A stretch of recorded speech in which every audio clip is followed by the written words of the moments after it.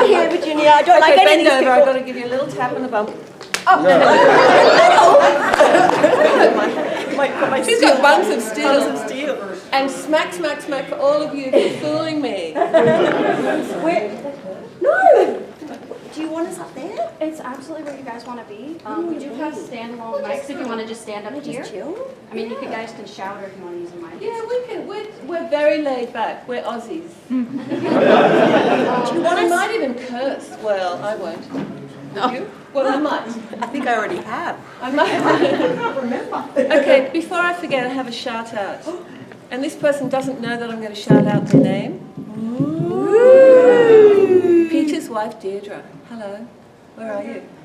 Would have been very... There you are! What did you do? What did you do? Oh, you're so naughty. And more spanks. No, I'm really kidding. No, I said, because Peter He died while he's one of us. Say hello to We about it. And so, I'm so sorry, I can't come. My wife Deirdre's going to be there. Oh, hi Becky. Hello. he said, oh, I can't come to the panel, but my wife Deirdre is going to be there.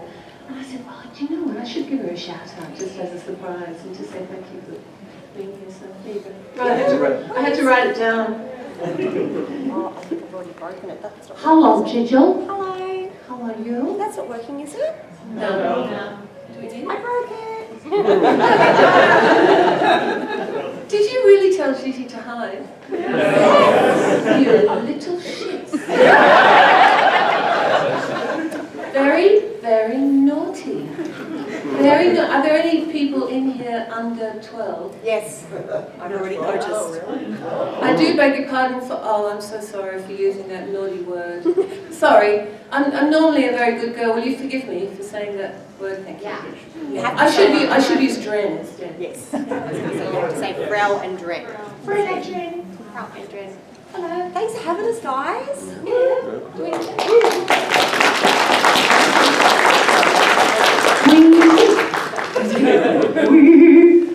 We would not exist, well, really, unless it was for you guys, because you've looked after us and helped us pursue our dreams and travel the world, and you fed us, you've almost clothed us. You've really, for the last 15 or more years. And polluted our minds.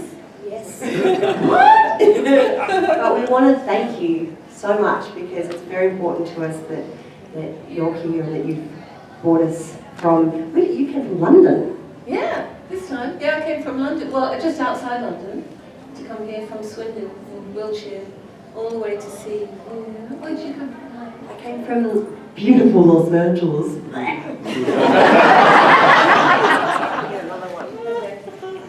Is anyone here from LA? Good. Good? No, it is lovely. It's just a hellhole. Well, I'm old, so I'm going to sit down. I'm going to let Gigi. I'm Do you going want to to sit down with you. If we sit down there, will they see us? Will you see us if we sit down here? We just hate being trapped on stage. It just makes us feel so We're very unruly. We're very unruly. Very. We don't like. And we always feel if we should we sit on stage or not. If It's we. very official though up here. I know, and the thing is that we're super friendly, and if we sit on stage. I've got it. All those 100 guys. I've got it. And if we sit on stage, it makes us seem like we're real uppity, and we're not. But then, is this too? Now you can't see us. Are you gonna? Can you see me now? Can you see us? Can you see us? Can you see us? We should get on stage. All right, back on stage. We've got it, guys. It's all right. All those 100 guys in the audience. We've still got it. Oh my God! Are there any gentlemen in the audience? Dead. Are there any gentlemen? You shouldn't have. We shouldn't have had to ask. Thank you very much. Thank you. That you're very chivalrous. Thank you. Thank you. All right. You be the boss. Okay, great panel. Thanks for coming. Goodbye. Yeah, see you later. So we're here for you. We are total open books. Now we can use these ones. Oh, these are. Cool. So we're here for you guys. So any question you would like to know, far away. Scorpius. Oh my god. I know. How cool is that? These guys have frequented DragonCon for many years now. You've done DragonCon. Oh god, only about 1 million times. I love it. We may have collided with them there. Oh. And I did find that interview, by the way. Sorry. Because I interviewed them. Did you? Yes, and I had a big argument with my boyfriend because he lost it. That was probably what started the throwing of the soft toys out. Oh. And I just spoke to him on the phone and we've got it all sorted just so everyone can calm down. It's okay. Who's been to DragonCon? Hands up. Oh, quite a few of you. Oh, I see. Right. And is this everybody's first year at Connecticon? Yes. Hands up, who's first year? My first year. Is it you too? We're all Connecticon virgins. Sorry again, children. So, you know what, please don't feel shy, because you can already tell that we're really down to earth and really friendly, so do take advantage of the fact that we're here and ask us questions, because you'll kick yourself if you don't. And when I'll go back to England, you'll think, oh no, I should have asked her to marry me. for her friends.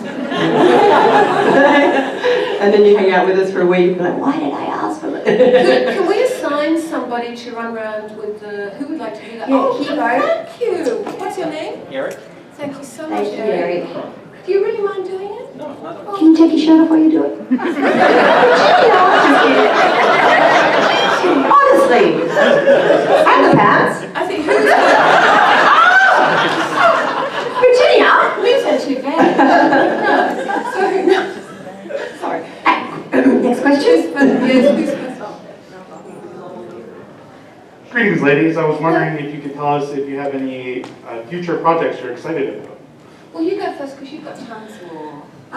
Well, Spielberg. Where am I at? Okay, so I just did a feature film, a creature feature with Rashad Santiago, who directed it, who was one of the winners of Face Off, you know, the reality show Face Off? Yeah. And he directed it, and Rick Prince is also another one of the designers, and he wrote and produced it. So that should be coming out very soon. We shot it in Tennessee, and it was lots of fun. I've actually just harassed my beautiful partner day and night to help me re-edit a show reel. So we just finished it, and I put it up a couple of weeks ago. So if you want to check out my latest and greatest and stuff, I put it on my website and everything. Is it on IMDb? Did you put it up there? You know what? I actually tried to upload it to LA Casting, and you know it's like $22 a minute. No, what? More than that. It ended up being like $600 or something ridiculous. Right. I know. It's so naughty because it's the best job when you're working, but it's such the upkeep, the yoga classes, the headshots, the makeup, the wardrobes. It's a lot of All the union costs every year. Yeah, and they get you for it. So, What but about IMDb? I think IMDb is free, so I just got distracted with conventions and all that jazz. I'll share it. Yeah, thank you. Oh, Yeah, but life is good. Also working on some music videos as well, so that's super exciting, and that's my passion at the moment. I've got two cool ideas that I want to try, but I tried to get into writing more. And then I just get so distracted with little things. So I really want to write a film for Sundance. That's like when you try and take out all the clutter in your life, and like, what would be the biggest dream, and why am I doing it? Why do we overcomplicate it all the time? And that would be amazing. So I have a cool idea. I just need to sit down and not get distracted with playing with my dog and buying Care Bear pillows. What about concert? Is there anywhere where we can go and see you guys play? We play in Los Angeles, just a small drive from here. And also I've uploaded, I'm with a band and we're called The Fancies, and I've made my band a website, which I think is very snazzy, and you guys probably look at it and go, what on earth is that? But yeah, it's called thefansiesband.com if you want to check that out as well. Cool. And me? No, nothing much. Next.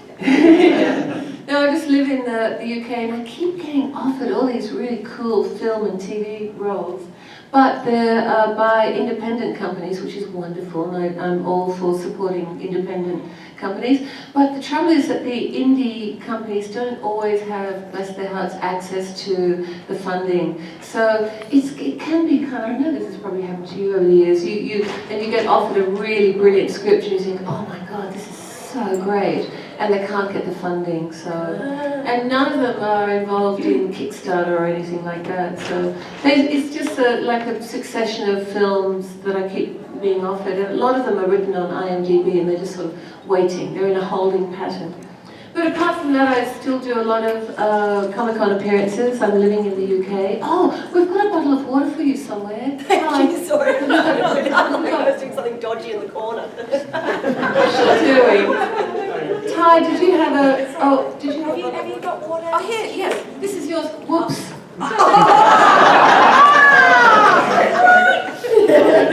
Whoops. Thank you. Oh, yes, please. Oh, my.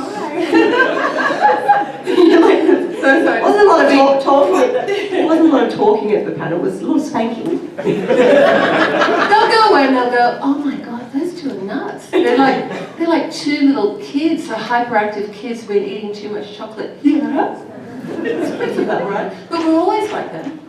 So it's amazing, isn't it, that when you see the real person behind the character, you think, how could they possibly have played that incredible character when they're such a ditz? Do you know what a ditz is? Is that an American expression? Ditz means, that's me. I'm so silly, and I wave my hands around all the time, and I talk too much, and the voice goes, up in the air like that, you know.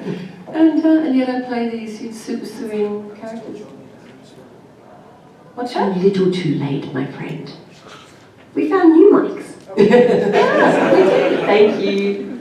Yeah, so I still make my perfumes and soaps after all these millions of years, and just kind of cruising on, you know. Anyway. Yeah, I was wondering if you had any humorous stories from sort of this set Next of question. Farscape.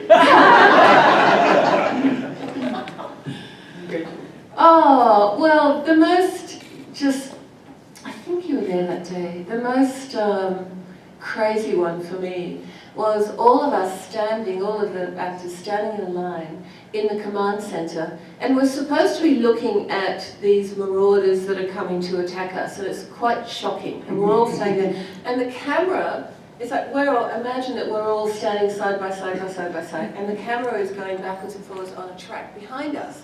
And of course the camera is moving like this, and so to simulate the movement of Moya.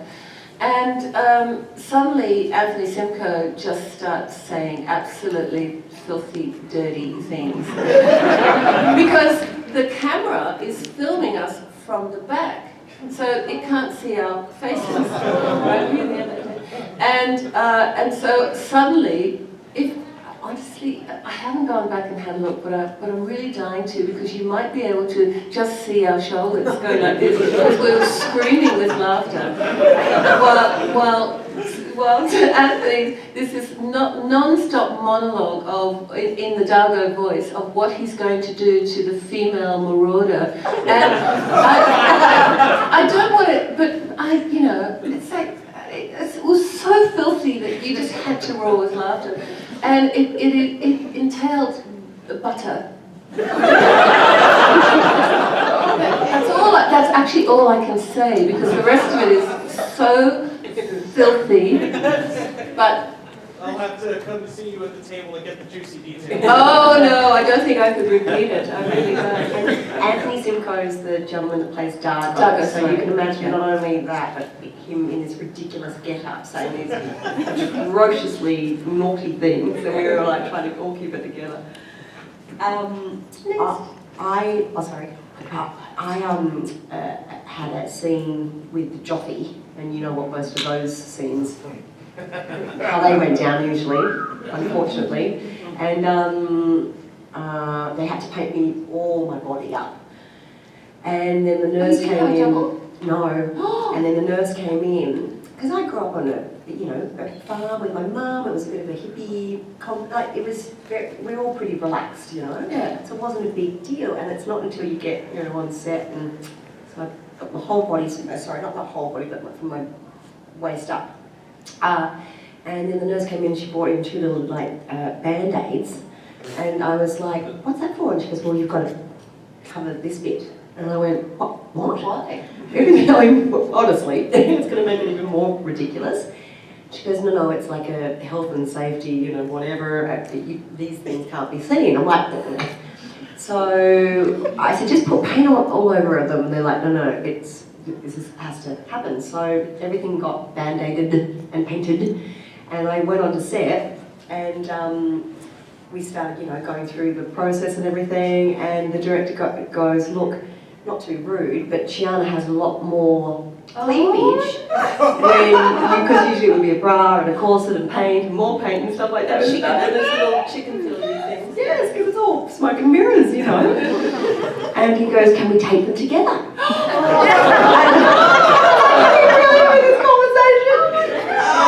So we tape them and with a little, whatever, and then, so you got from this bit up. So they shot the back, which looked nude, with paint, and the front, you could see from here there was a bit of something. And then as I'm, getting into the scene and all that stuff, and looking at Jothy, and I'm looking down and going, what the hell is that? And it was stuck to his face. Oh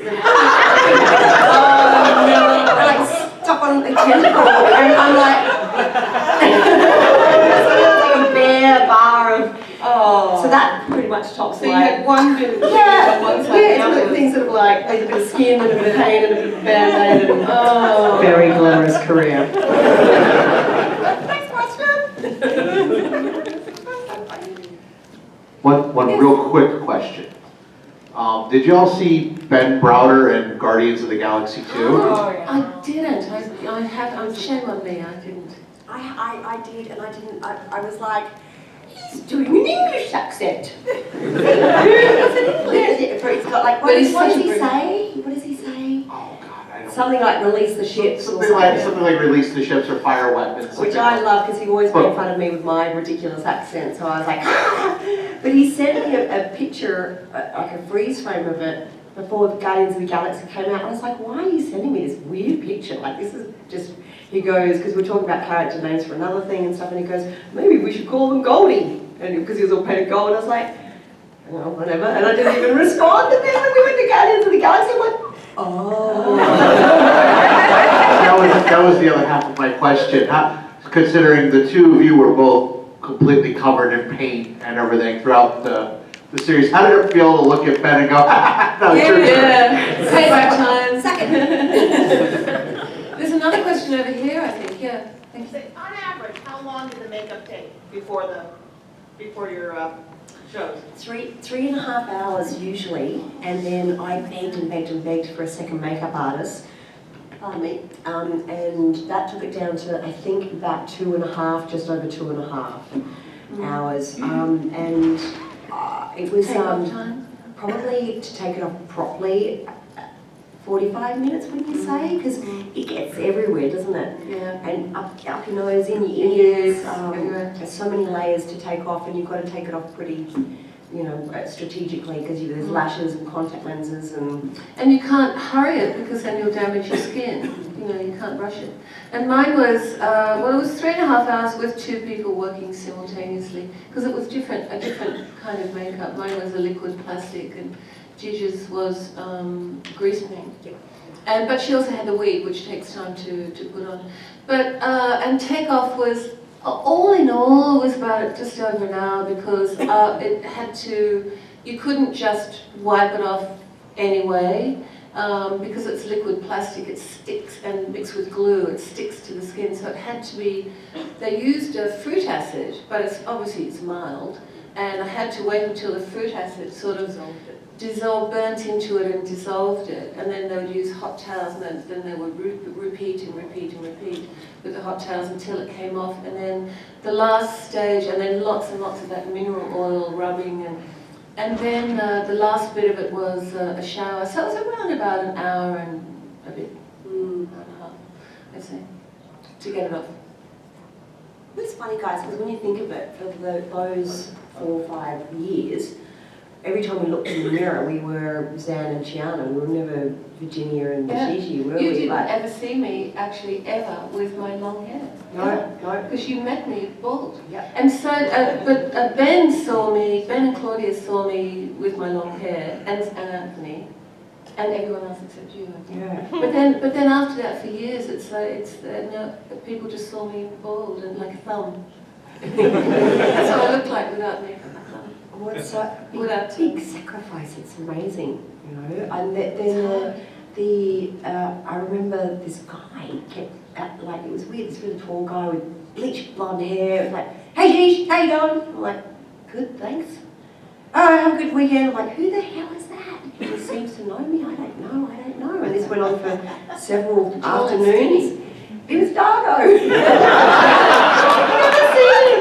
We were having intimate scenes with him. I'm like, who is this? Because you see this guy who's massive in his outfit, like massive, with this big body.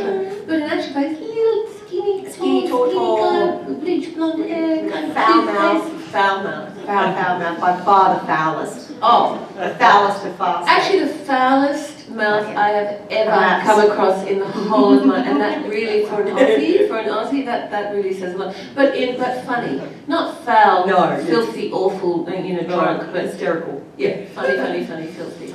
But when you think about it, so it was definitely probably the longest hours of a show I've ever worked on too. Oh So God, me too. they pick us up at like 4 in the morning. Earlier for me. Earlier, every morning for five days a week for about over 5 years. We had the weekends off. And then, because it took so long to get us into makeup, then they'd want us, even if we had only a couple of scenes, because sometimes you can't shoot your scenes in that order, you've got to wait how it fits into the bigger picture and stuff, so then you'll be dressed as an alien sitting in the trailer for a large amount of time till And you can't lie down and slog. No, it was quite an interesting process to go through. And then it was funny because that's why they ended up splitting up the crew. It was like halfway through, we went on to different ships, remember that a little bit, because they were giving us all a little bit of a break, but then they ended up just making up more stuff. Yeah, the trouble is they give you more time and then they come around, and I know they did it to you too, and they go, like the manager, the production manager, they, "Please, Virginia, really we're running late, could you please, do you mind, instead of having this time off, which you really need when you're in prosthetic makeup, would you mind coming into work instead?" So you end up working just as much as you did before. But we loved it, and Yeah. it was a blessing, and there's no doubt there. It was amazing, but it was interesting because it was the first show like that had ever been shot, definitely in Australia. And the Equity didn't know what to do with us because there were prosthetics everywhere. Yeah, there was, they've never had to deal with prosthetics, so there were no rules. Now there's strict rules and regulations as to what you are allowed to do with actors in prosthetics. But then there was it was just freeform. They could do whatever they liked. And remember they had so season 1 we were in Fox Studios, which was amazing. It's like the top at the top, isn't Glamorous. it? When we were shooting there at the beginning, Matrix was shooting there, so because hey Chiana, hey man, Moulin Rouge, hey Nick, it was like what the, and they're looking Tom at Cruise. us alien freaks like Mission hey. And then season 2, there was a producer swapped over or whatever, and we ended up shooting tin sheds. Literally in a tin shed. Like an hour and a half out of town. No air conditioning, massive tin roof, hot. And yes, and they used to sometimes wrap wet dishcloths over our extremities when it was really hot. Remember, because we're covered in makeup. Cool us down. So You can't sweat. And then a couple of times Dargo passed out. Are we finishing each other's sentences? Sorry. It's so cute. We're kind of like sisters. I just realised And then this happened, and then and Dargo, remember a couple of times he went to the hospital. I was just going to say, and they had to, on the way to the hospital, they had to actually cover his head because no one in Australia had seen Farscape. And here's Dargo with the tentacles sitting in a cup. You can imagine the people in the traffic lanes, like, what? And the hospital. Like, how do you explain it? I know, like, where do we start? What is this? And How do you stop vocal media from confusing it for an actual alien visit? first off. I know, we should have. That would have been a good PR stuff. Oh yeah, that would have been. But you know, I just wanted to say something. With the makeup process being long, you, as an actor, you can't focus on that necessarily, because after the makeup process, even though it's hours and hours and hours for both of us, then begins your day. So so you have to, whether you like it or not, just sort of get through somehow, get through the 3.5 hours in the morning, whether it's to zone out or talk or stare into space or whatever it might be. I think I used to just gossip non-stop. Yes, I loved it because I had a captive audience. It was great. And then I was like, hey, what's going on? What's the last thing? And did you see what happened on Buffy Vampire Slayer? And we're all like this. And then one day, the group's brought in a television. I'm like, what? Why have we got television? I don't understand. They're like, turn it on, please, just turn it on. and then we could watch our rushes. Or that was really cool. That was a cool part of the show because you're shooting so much at the same time and always out of order. And then they're rewriting constantly as well. So to keep honest to your character and the bigger picture, it was really nice to see what the camera saw on the other side. So they let us look at our own rushes and rough cuts of episodes and everything as well. So that was really cool. Yeah, and don't forget that when you're shooting, you know, you're only shooting the scenes that you're involved in. There's a lot of other footage that you're not involved in that's going on at the same time, or while you're doing a costume change, there's something else being shot. So you don't get a chance to see anything else. So when you watch the rushes, you can see what everyone else is doing. It's pretty cool. Yeah. That was a long answer, wasn't it? It was. I don't even remember what the question was. Oh. This is for Virginia. Do you feel that that your character loved Stark as much as he loved you in the same way? Oh yes, most definitely, yeah. And in fact, it was so. Well, I've never asked another actor actually. I just thought maybe I'm peculiar, but because my character loved and adored him spiritually more than physically, because you didn't ever see, you know, Zhaan and Stark do anything romantic, but the love was profound. Because of that, I actually felt it as Virginia. Does that happen to you? No. I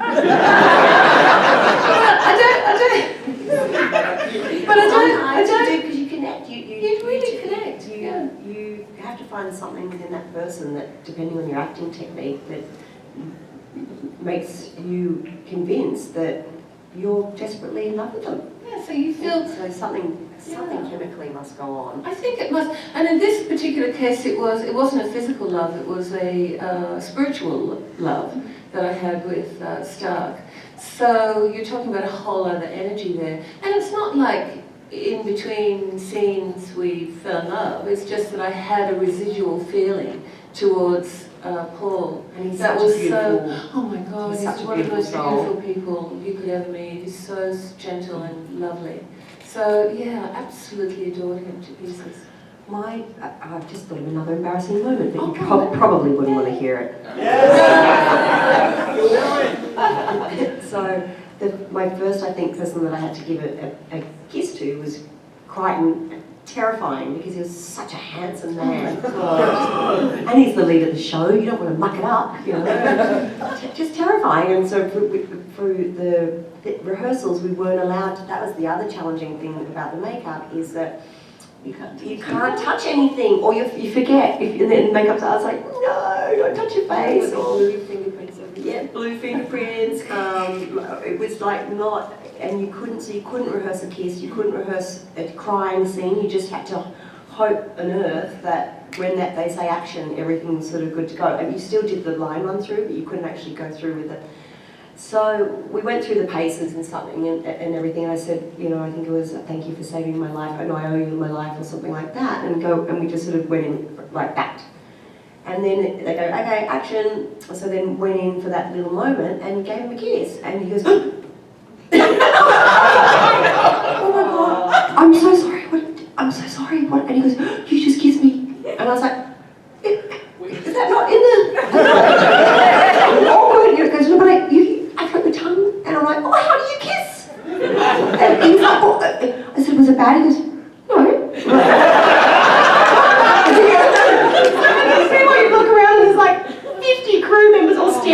going, you done? But seriously, he was, is such a, exactly what Gigi said, he's such a handsome guy that it, Unnerving. I'm glad you said that because it's really, really hard, very personal thing here, it's really hard to look into his eyes without, no matter what, you know, without just going, oh. He has these beautiful, and you just got to hold the scene together and, you know, concentrate on the scene. Oh my God. Oh my God. Benny's buns. Can we just talk about Benny's buns? They weren't like, sorry about this, but in those leather pants, they were like 2 freshly baked loaves of bread. Like, chunky, but not like apples, like little hard apples, like big, squishy, yummy, round, perfectly shaped, low brown. Eric, question.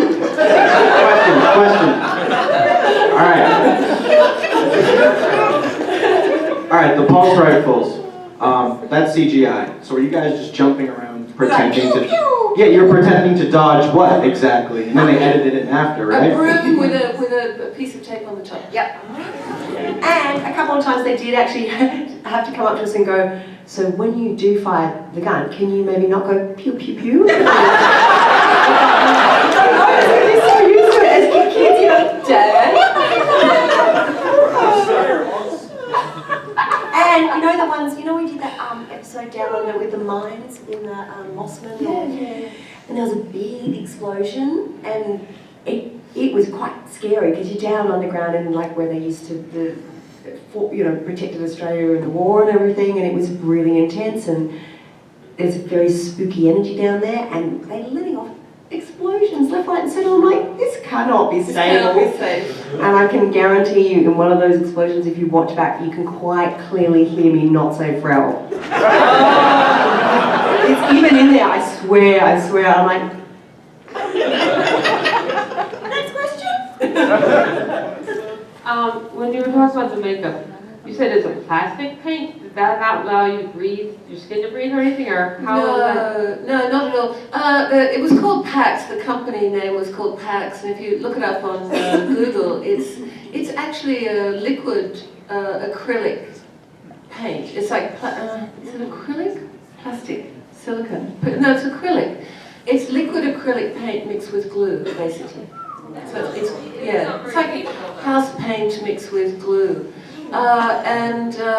So it sticks to the skin like a plastic barrier. Yeah, your skin can't breathe at all. But the same with the grease paint. However, the grease paint does allow, if you are going to sweat, it does sort of push through. But the problem is, as both Chiana and Zhaan cannot be seen to be a flesh colour at all. So if any flesh colour shows through, the makeup artists have to rush through and get rid of it immediately. So therefore, with Chiana, with the grey, it's so thick that her skin can't breathe. But you could breathe through the top of her, through the wing. I bet that was sopping wet each day. Yeah. Yeah. But my skin couldn't breathe at all. Yeah, it was. Yeah. Challenging. Yes, another. Oh, yes. I was just wondering how the actors and the puppeteers got along. Were they frank between them? Did you get along well? Oh yeah. They were in between our crutch the whole time, so we had a great time. Well, they were. Because Rigel, that's where he lived. That's where they had to live, because Rigel's up here, so there's all these, I'm like, sorry, pardon me. And the worst thing is if you tread on a puppeteer's fingers during the scene. Yes. And we don't know. And they can't scream. It's like, as soon as the director says cut, they go, yeah. Because they're all over the floor. And amazing. And the puppeteers were so cool, weren't they? Like, just so always open-minded. It was fun working with them because they're very, they're great at improvising, and they don't have, they're a lot more, to me, they've still got a lot, sometimes you collide with, not necessarily in Farscape, but actors, and you're nervous, and people have their way of working, and sometimes you can come into a scene and be like, oh, how about we, workshop, and they're very set in their ways of how they would like it to go down, and it's a collaborative thing, we're all there together, and the puppeteers were always more than, I said, well, what about if I pick right up and throw them in through it? They're like, great! So lovely. And then pilot, he had 6 people working, or 7? Yeah. 7? 3, I think 1, 3. 2, 3, 4, 5, yes, 7. Yeah, Yeah. because there was 3 2 arms? people handling the claws, 2 on either side handling the hands. And Then one there was in a the man body. in the middle, and then 2 at the back holding the counterbalance weight. Yeah. It's Yeah. amazing. Oh, and more, and the computer banks Oh, as yeah, well, yeah, yeah. operating the face. These were robots. These were not puppets. These were robots. Yeah, animatronic creatures, like, Yeah. and you look into their eyes and you see a soul in there. There's no, Yeah. not hard to act with them at No. all. They were amazing, and the hard stuff was when they didn't have someone operating them. You see them on the side, like slumped over, and it was just a mess with your head. Yeah, Yeah. And at one stage, oh no, I was just going to add to that, and especially with Rigel, at first, when we first started shooting with Rigel, the puppeteers, the crew used to turn him off when the camera was on your close-up. And it was just the back of his head. Yeah, that's it. At first. So you'd be playing to Rigel, who was, who had a dead face. And so they might just move his shoulders. And I said to the director, please, I'm sorry, I didn't mean to be a pain in the bum, but would it be just okay if you sort of turned him on and animated him a little bit? Because it's really off-putting to play to, like stroke. All right. No, you get really connected with them, and one day, remember you were there for the fire? There was a fire on a pilot set. There was an explosion that had gone off. So sometimes you have 2 different sets working at the same time because the schedule's so busy. And I think I was on B unit and A unit was shooting pilot, or vice versa, and they went. It was in between takes. They went, okay, everyone, we don't want to alarm anyone, but pilot's den has been on fire, or is on fire. We're like, oh my God, is pilot okay? Pilot is okay. Pilot's not affected by the fire. Oh my God, should we get him out? You can't separate yourself from, because you do. You again, like what you're saying with Star. You feel very attached to these people, and even also the crew and the guys that get there at 2 a.m. to set up the trucks and the last people to leave. Like, it's so beautiful. You're like a big, amazing, crazy family. So it's kind of, I'm not surprised why me personally and other actors are completely crazy, is because you are on the biggest high. You're pursuing your dream, and you've got this beautiful family around you, and then they're like, oh, show's cancelled, bye. And then you might get nothing, no work for 5 years, or you might get work the next day. You just have no idea, and it's an awesome, great, but bizarre job. So I kind of get why we're all a bit nuts. And also, every production that you work on, you bond immediately because you have to. You have to bond with the character, with the whole scenario. And then you might only be on something for a couple of weeks, and then you have to say goodbye to everybody, and then you bond with a whole new group on a new show. This keeps going on and on and on. It's a bizarre life. We're like, I don't know, gypsies or something. Yes. Yeah, isn't it? Yes. Yeah. Any more? First off, thanks for being here. We appreciate it. We appreciate it. We love you. Oh, thank you. What did you like best about your characters, and how much like your own personality were they? I like flying. She made me brave. I'm definitely not as brave as that. I'm probably definitely crazy as that. But brave in that when that makeup, even though it's a challenge, you do feel like a different person, don't you? Because you look in, and they wear such beautiful makeups. Oh, There are so many other. Originally, someone came up, I think at DragonCon, showed me an original Chiana costume design, makeup design, and it's actually Zotoh in Peacekeeper Wars. Chiana was meant to be bright orange with the mohawk, and then Leslie Vanderbilt Vanderwalt, who actually just won an Oscar, I think, for Mad Max. Just now? Mhm. Oh my god. And Damien, all the special effects guys as well. So the guy that did Darbo's makeup, amongst many others, and all those guys just won And Oscar Dave for Mad- Elsey won an Oscar Yes, as well I for think so, another. yeah, Yes. So our makeup team was extraordinary. They're amazing, amazing. And she saw my audition tape and she went, oh no, that orange mohawk is not going to work on that girl. So she came up with Chiana's look from this face, so that's so cool. And also the amazing thing about Chiana is that Gigi came up with every single aspect of the physicality. Yes. That wasn't in the script. Not at all. It was not in the script whatsoever, so that was all Gigi's invention. Which is funny because I know, but then people are like, so when they direct it, I'm like, oh no, I told, because I just wanted to be an alien. I wanted to be everything. The Dark Crystal and the Labyrinth has always just been a place that I want to live. So when I saw the Hanson logo on the audition, I was just like, oh, this has to, I'm getting goosebumps, this has to happen. And then it's so cool playing an alien because there are no rules, you can do whatever you want. As crazy as you want to. And with Zhaan, I mean, I'm just a human being fraught with a gazillion flaws, you know, and being an actor, of course, I have much more flaws than most people. But Zhaan was, I was just talking about it today to someone, she was like what I would aspire to be, if that was humanly possible, to be that perfect as a being. You know, she was really extraordinary. But don't forget, she was also a political assassin. You know, the core of her. But you didn't really see that side of her, and I wish that could have been explored a little bit more. But people were just so in love with the Zen aspect of Zhaan that they tended to, yeah, she was gorgeous, they tended to concentrate on that. So I used to say to the writers, please just go for it, make it as complex as you want to, please, more, because I was learning as I went. And all of the roles that I'd had before that, for gazillions of years, were just playing normal women, you know, a lawyer, girlfriends, wives, that sort of thing. And apart from Mad Max. So when I had an opportunity to play Zhaan, she was the most complex character that I'd ever played.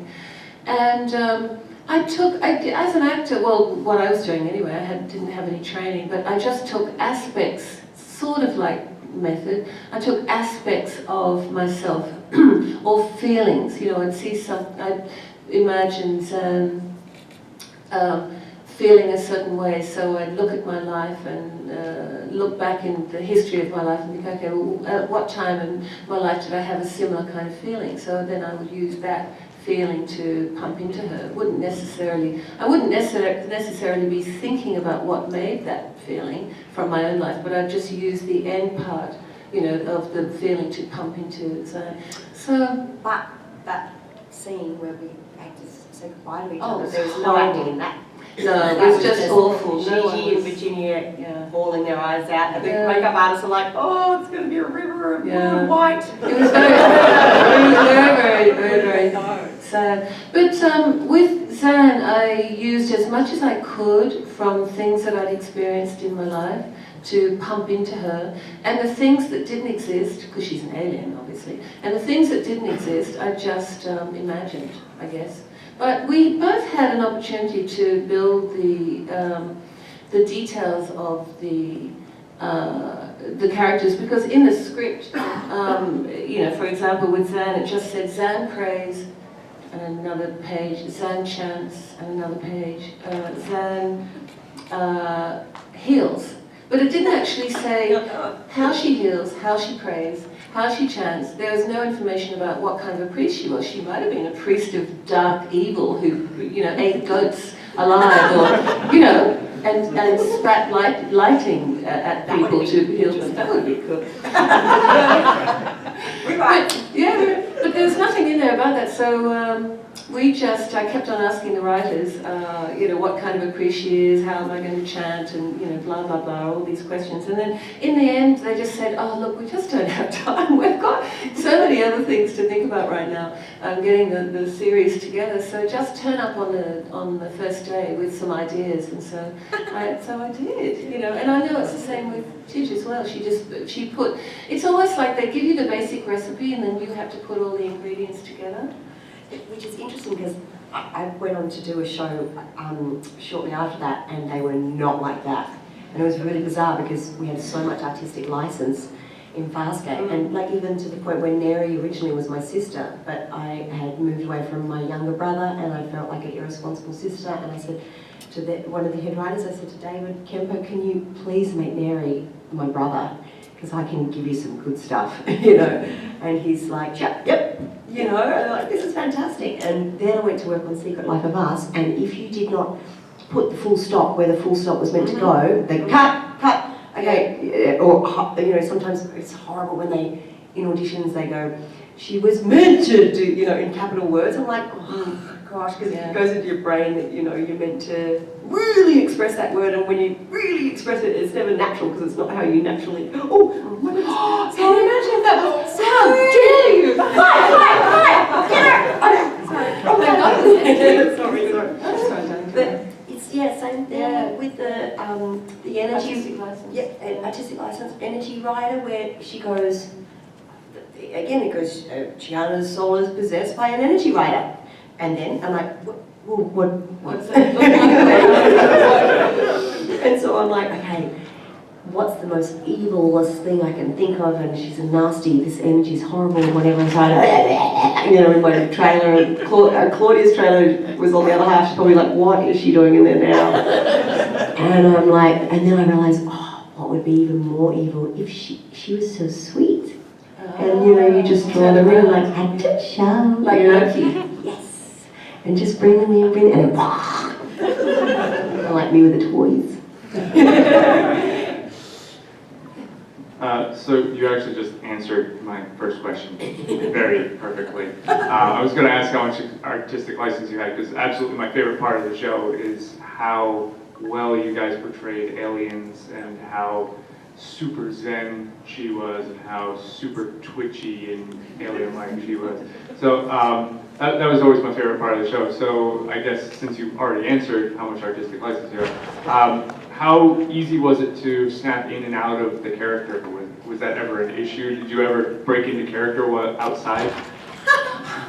No, actually that kind of brings me to the audition, because how do you play a priest? I mean, there's the obvious way to play a priest is, oh, she was a lot more than a priest, she was a scientist and a doctor as well. But, okay, so a human priest has a dog collar, maybe, or they might have robes, or a certain kind of a pope's, what do you call them? A pope's hat. Or the headgear. Or whatever it might be. There's certain robes that tell you that it's a priest, or nun's habit. Yes, thank you. But she's an alien. So I was thinking, how am I going to do this? I can't turn. I mean, I don't know what she looks like, you know, as a priest. So I imagined, what if there was 100 people in a room and one was a priest? How would you tell if it's a priest? So I did a lot of research. I was thinking about what is the common denominator between really deeply religious people. I was thinking about Dalai Lama. I was thinking about, you know, the local priest in the church. I was thinking about Mother Teresa. Every priest, you know, Buddhist priest, Anglican, Jewish, you know, whatever, the rabbi, they all have the same exact thing, which is just, it's an energy that comes out of their eyes. It's love, I think. It's love, or a connection with a universal energy, if you like, or God. And every single religious person has that. I thought, okay, well, how do I get that? When I'm doing the audition, how do I push that out of my eyes? And so I'd just been studying Reiki before, just about a year before. And I did Reiki and advanced Reiki and then remote Reiki and all, you know, all this sort of stuff. And I was fascinated. I was studying to be a naturopath and a homeopath as well. And herbal doctor, all of that in between acting jobs. And I used to do a lot of meditation. So I used that energy healing that I learnt about, and it was just a process to build the character, really, just privately, just imagined in my mind's eye that I was pushing all that beautiful energy out through my eyes. And so I just made sure that I did that just when the director said, and then it was starting action. And so it's a mental state that you have to be in. You have to put yourself in the mental state whatever you're playing. But that was my little trick that I used to do. I used to push, now it sounds quirky, doesn't it? I used to push this imaginary energy. I could definitely see that. Couldn't you? Yeah, a lot of people could. Yeah. Even when I look at you in Ginny mode, the first thing I noted, these amazing eyes. You just get totally, you just get totally drawn in. Pulled in. But it doesn't mean that I'm not full of flaws. I mean, I'm full of flaws. But anyway, that's how I created her. But the weirdest thing, can I tell you something really weird? You, no, they don't want to hear. They don't want to hear weird. You don't want to hear weird too. When I first started doing conventions, people would come up to me because I had no idea. We didn't know what to expect. And the first convention we did was Creation Convention in Los Angeles, and we'd just seen what's that film with Tim Allen? But you guys know. Oh, what's that Galaxy. film? Galaxy. we had no idea, honestly, truly, there's no such thing as Comic-Cons in Australia. That's not. There was just sci-fi clubs. We'd have maybe 150 people who love sci-fi, meeting in a room. We had no idea then. It was way back, year 1999, I'm talking about, or 2000. And because we were painted too, like we could easily go through the crowd, no one would know that we were who we were. So we would hear all the random cool comments and this and that. Like, interesting. Actually, we used to, if any of it's we're going off track a bit, but we used to go onto the bulletin boards as other people just to check out what you're all talking about. And we used to mess with you all. My name was Weekend something. I can't remember what I had several of them, but we used to go in there and we'd mess with all of you. We really would. And when you were talking about our characters, we'd go, I think Virginia's great. Yeah. Zhaan's really hot. But the writers used to as well. In fact, it was probably all us on there. And it was probably all Farscape. We all were all messing with each other. The art department and all the producers and the writers. Yeah, probably. But anyway, so when we first went to conventions, we had no idea what to expect. We were a little bit scared because that film Galaxy Quest is a little bit weird, it's a bit creepy. But now, obviously we're all so used to conventions. Anyway, so when I first started going, I had people coming up to my table saying, I recognize you. Oh, okay. And thank you. And then the next person would come up and go, yes. And walk away and think, what the hell is going on? Okay. And then someone else would do the same thing. And they'd look at, it's almost like, we see you. And so many people actually said, we see you. And this went on and on and on, and I just thought, oh, bless their hearts, they really think that I'm Zhaan. Like I'm not Virginia, I'm really Zhaan, painted pink. 5 minutes. Anyway, so, long story short, so eventually I asked someone, I said, do you mind if I ask you, why did you say you see me? Like, what is that? Because so many people are saying that to me, and this is about the 3rd convention. They said, but you're a Wiccan, aren't you? And I went, I said, no. And at the time, I'm such a fool, I actually didn't really know fully what a Wiccan was. And I had to phone one of the deans at the college because I was studying for 3 years about the higher self-connection, a connection between spirit and body and mind and emotion. A really cool class, but that's another story. Anyway, so he laughed and he said, oh my God. He said, I'm a Wiccan. And a lot of the processes that we're teaching you in these classes are Wiccan processes. I'm like, really? And I said, I've actually been using some of them to create Zhaan. And he said, well, that's why all of those people are saying we recognize you, because they can actually see the energy that I'm using to channeling through, to create the character. Which is so cool when you think about it, that's on screen, that's not live, that's on screen a year later. That energy lives within the celluloid. That is so weird to me. Anyway, there you go. Here's a bit of a funny story. Remember, because we were in Australia, a lot of it was, we'd shot a lot of it before we'd seen it on television. Still to this day, it's bigger in India and Spain and America than it is in Australia. Like, if we go back to Australia, no one knows us from Farscape. Nobody. No. We're the Mad Max, we're Rescue Special Ops, where they don't even know we do sci-fi. And I love it when I come here and you guys go, so have you ever done anything that's not sci-fi? And people think that Farscape was my first acting job. It's like, which is kind of good though, in a way, when you capture people so intensely that it's kind of good that that's the build. And I remember someone coming to set and they had a photograph of us in Times Square. Remember? You were in there. It was all the painted. Susan Sarandon was there too. It was Halloween. It was all the painted girls. But it was actually, a big billboard. Oh, I beg your pardon. Oh, right. And Yes, it was yes, Zhaan and Chiana and Crichton. Yeah. And Claire was a bit pissed off because she didn't make it.